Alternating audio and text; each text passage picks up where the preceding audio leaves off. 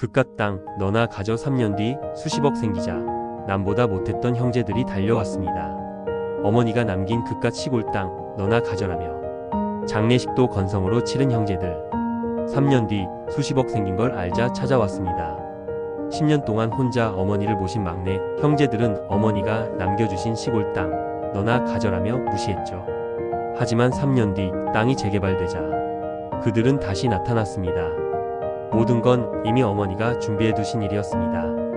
어머니가 쓰러지신 건 10년 전 겨울이었습니다. 평생을 일해 오시던 과일 가게에서 일하시다 갑자기 쓰러지셨고 병원에 실려온 순간부터 우리 가족의 시간이 멈춘 것 같았죠. 큰형은 사업이 바쁘다며 둘째 누나는 아이들 챙겨야 한다며 조용히 뒷걸음질 쳤습니다. 결국 병원에서 보호자 사인한 사람도 간병의 긴 싸움을 이겨낸 것도 나 막내 아들이었습니다. 결혼한 지 3년 된 제 천사 같은 아내는 아무런 타박하지 않았어요. 어머니는 가족이에요. 우리가 잘해봐요. 그 한마디로 10년이 시작됐습니다. 처음 3년은 집에서 모셨습니다. 기저귀를 갈고 식사를 챙기고 밤새 고통에 시달리시면 어르고 달래가며 혹독한 시간 중에도 우리 가족은 더욱 돈독해지며 시련을 이겨냈죠. 하지만 어느 날 어머니가 낙상을 하시고 말았습니다.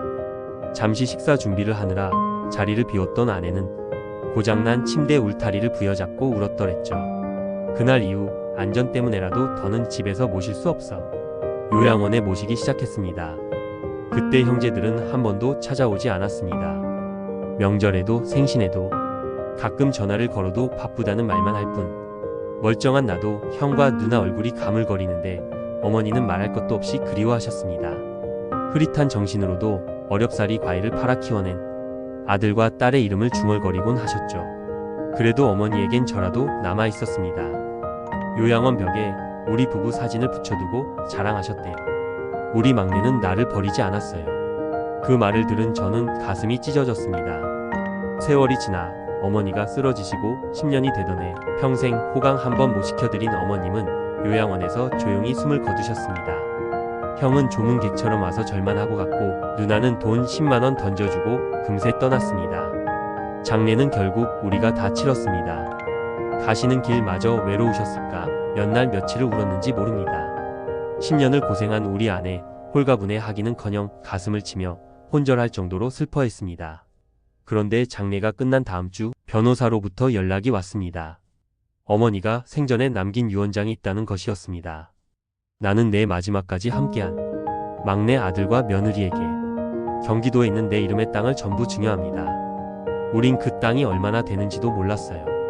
형제들에게 말했더니 그깟 시골 땅 너나 가져라 말하고 웃으며 무시하더군요. 그렇게 땅의 존재를 알고 3년이 지난 어느 날 그 땅이 포함된 구역에 신도시 재개발 사업이 발표됐습니다. 우리는 놀랄 수밖에 없었습니다. 오랫동안 잊고 있었던 그 땅은 이제 수십억 원의 가치가 되어 있었고 매입 제안이 들어오기 시작했죠. 그리고 냉정하게 연락을 끊고 돌아섰던 형제들에게서 다시 연락이 왔습니다. 이제와 어머니가 남긴 재산이 아까웠던 모양입니다. 야, 그 땅 말인데 엄마가 그냥 맡겨둔 거였던 거 알지? 우린 그냥 네가 관리하라고 한 줄 알았지. 저는 말없이 수화기를 내려놓았습니다. 지금도 우리는 매년 그 요양원 근처 묘지에서 어머니 제사를 지냅니다. 작은 나무 밥상에 어머니가 좋아하시던 전을 부쳐 올리고 술 한 잔 따릅니다. 어머님 고맙습니다. 당신이 남긴 건 땅이 아니라 사랑이었습니다. 지금도 아내는 말합니다. 그때 어머님 웃음 덕분에 우린 외롭지 않았어요. 가끔은 사랑이 가장 조용한 방식으로 우리에게 돌아옵니다. 그리고 그런 사랑은 절대 잊히지 않습니다.